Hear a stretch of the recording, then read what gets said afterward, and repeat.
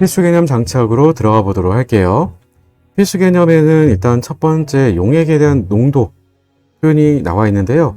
이런 내용들은 여러분들이 기본적인 암기는 잘 되어 있을 테지만 확인만 다시 한번 해보도록 할게요.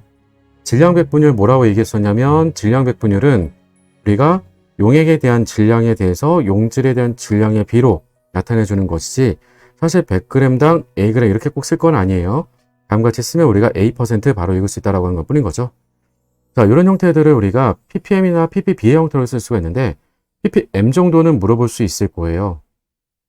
다만 얘는 100만 분율이 되는 거니까 10의 6제곱배만큼을 할 건데 10의 6제곱배를 한다라고 하는 말의 표현이 뭐가 될 거니? 라고 하는 것은 즉 용액 얼마 기준에서 라고 하면 그냥 100g 이런 것들이 아니고요. 용액 1kg, 즉 용액 1000g 기준에서 녹아있는 용질의 양이 대단히 미미할 때 밀리그램 단위로 녹아있을 때 우리가 쓰는 표현이 ppm이라고 생각하시면 되겠고요. 그리고 몰농도라든지 몰랄농도 혹은 우리가 몰 분율 같은 것들이 있을 텐데 기본적으로 질량백분율이라던가 혹은 몰 분율이라던가 혹은 몰 농도 같은 경우들은 기본적으로 늘 모든 것들이 섞여있는 용액 기준에서 사용을 하고 있다라고 하는 거고요. 그럼 두 번째 몰 농도라고 하는 것은 그러면 용액 전체 1리터 기준에서 녹아있는 용질의 몰수에 비해요. 그래서 다음과 같이 우리가 X몰 농도라고 하는 것은 1리터 기준에 녹아있는 용질 X의 몰수 뭐 이렇게 얘기할 수가 있겠죠. 자, 그러면 또 한 가지는 몰 분율이라고 하는 것도 볼 수가 있는데 몰 분율은 이번에는 용액 전체 개수당 녹아있는 용질의 개수라고 보시면 돼요. 질량백분율과 함께 몰 분율은 둘 다 단위가 없다는 게 특징이 되기도 하겠죠. 그래서 단위 없이 쓰게 된다라고 하는 것도 특징이고 둘 모두 다는 온도하고는 상관이 없어요. 온도를 바꿔주더라도 농도 단위들이 그러니까 농도 값이 바뀔 일들은 없겠다라고 하는 건데 다만 몰농도 같은 경우는 어때요? 온도를 높여주게 되면 그러면 덕분에 우리가 완전한 비례가 되진 않겠지만 부피가 증가하는 건 사실이에요. 부피가 증가하기 때문에 따라서 온도를 높여주게 되면 몰농도는 감소가 되죠. 용질의 몰수는 달라질 게 아닌 거니까 그런 것들은 좀 주의가 필요할 수는 있겠지만 기본적으로 우리가 부피 측정을 많이 하기 때문에 몰농도를 쓰게 되면 몰농도에다 부피를 고분해준 그 의미가 곧 용질의 몰수를 우리가 알아낼 수 있는 거니까 대단히 쉽게 많이 활용할 수 있겠다라고 하는 게 되겠고요. 특이점으로 쓸 수 있는 것 중 하나가 몰랄농도예요. 몰농도와 대단히 유사한 표현이 되는 것 같지만 몰랄농도라고 하는 것은 몰분율, 몰농도와 같이 용질의 몰수를 비율로서 나타내 준 거예요. 다만 누구 기준에서 나타내 준 거니? 라고 하는 게 용매 기준에서 나타내 줬다라고 하는 게 되겠죠. 용매 1kg 기준에 녹아있는 용질의 몰수, 그게 곧 몰랄농도를 나타내 준다. 특히 그래서 몰랄농도는 우리가 두 군데밖에 안 쓰죠. 용액의 총괄성에서 우리가 끓는 점 오름, 어는 점 내림, 그를 통해서 우리가 용질의 몰 질량 같은 것들 계산할 때만 주로 활용한다라고 하는 것 같이 용도까지 기억해두고 계시면 훨씬 더 쉽게 접근이 가능할 것 같아요. 자, 아래쪽에다가는 박스로 묶어드리기도 했었는데요. 농도들을 가지고 어떤 식으로 활용해서 문제를 풀 때 쓸 건지 등을 가지고 써드린 건데 농도 변환이에요. 다른 건 아니더라도 최소한 퍼센트 농도를 몰 농도로 바꿔주게 되는 공식 정도는 암기를 좀 당부를 드려요. 10 곱하기 A% 곱하기 밀도 나누기 용질의 몰 질량이요. 다시 10 곱하기 퍼센트 농도 곱하기 밀도 나누기 용질의 몰 질량이요. 왜냐면 워낙 기본이 퍼센트 농도가 주어지는 게 기본이거든요. 그러면 퍼센트 농도를 몰 농도로 바꿔줘야 우리가 용이하게 바꿔 쓸 수가 있다는 거예요. 왜냐면 우리는 어차피 몰수가 필요하기 때문에 그렇죠. 따라서 바꿔 쓸 수 있는 방법을 알고 있는 게 훨씬 더 편하게 문제를 풀겠고요. 또 한 가지는 희석을 해주게 되면 몰 농도는 당연히 농도가 감소가 되긴 하겠지만 용질의 몰수는 달라질 이유가 없어요. 그래서 몰 농도 곱하기 부피가 곧 용질의 몰수와 같으므로 희석을 해주더라도 용질의 몰수는 같으니까 M-V-로 똑같이 곱으로 쓸 수 있겠다라고 하는 것 같이 기억 좀 해두시고 나머지들에 대한 것들은 농도 변환으로 제가 퍼센트 농도를 몰랄 농도로 바꾼다던가 혹은 몰 농도를 몰랄 농도로 바꾼다던가 하는 것들을 적어놓고 있기는 합니다만 이거 공식으로 암기를 한다기보다는 단위를 맞춰서 여러분들이 환산해 준다라고 하는 것으로 기억을 좀 당부를 드립니다. 자, 이런 것들 말고도 문제를 풀 때 써먹었던 개념 가운데 한 가지는 용해도라는 개념이 있었죠. 용해도라고 하는 것에 대한 기본 개념은 최대 몰 농도, 즉 평형 상태 농도, 그래서 포화 상태 농도, 더 이상 녹을 수 없는 최대 농도를 얘기를 하겠고요.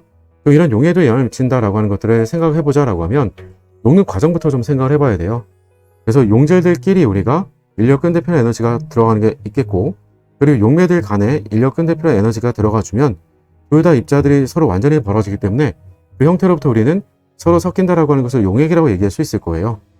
따라서 각각의 인력 끈 과정에 대한 델타 H1과 델타 H2는 다 플러스 형태로 흡열 과정이 진행된다라고 하면 혼합이 돼주게 되는 마지막에 상호 간의 용질과 용매 간의 인력이 생기는 그 과정에 대한 부분은 발열 과정으로서 마이너스 값으로 우리가 더해주게 되면 그 세 가지를 다 더해준 결과가 용해 과정에 해당되는 에너지 변화라고 볼 수 있을 거예요.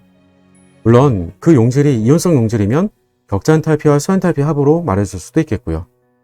자, 그런데 이런 용해 엔탈피만 가지고서 우리가 얼마큼 더 많이 녹을 수 있는지, 용해도가 높은지 낮은지를 비교할 수 있겠냐, 혹은 용해도 달라지는 걸 따져볼 수 있겠냐라고 하면 그렇지 않을 거예요. 왜냐하면 혼합되는 과정에서 에너지는 흡열 과정 될 수도 있겠고 발열 과정 될 수도 있으니까요.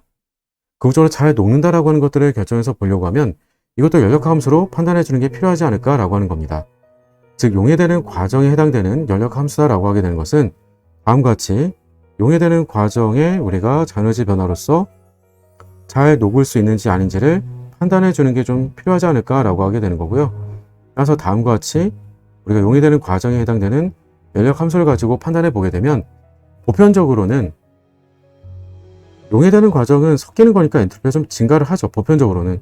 따라서 플러스 값이기 때문에 마이너스에 플러스에 플러스가 돼줘서 대체로 온도를 증가시켜주게 되면 용해되는 과정의 자에너지는 감소가 돼서 자발적으로 잘 녹게 된다라고 하는 게 되겠죠. 그래서 우리가 흔히 이온성 용질을 물에 녹여줄 때 온도를 높여주게 되면 용해도가 증가한다 이런 얘기들을 많이 봤던 이유는 그 이온성 용질을 녹여주게 되는 과정의 용해열이 대체로 흡열 과정이기 때문에 그래요. 물론 용해되는 과정에서 에너지 변화가 거의 0에 가깝다라고 한다던가 혹은 우리가 음수라고 한다면 그럼 그것보다 더 좋을 건 없겠죠.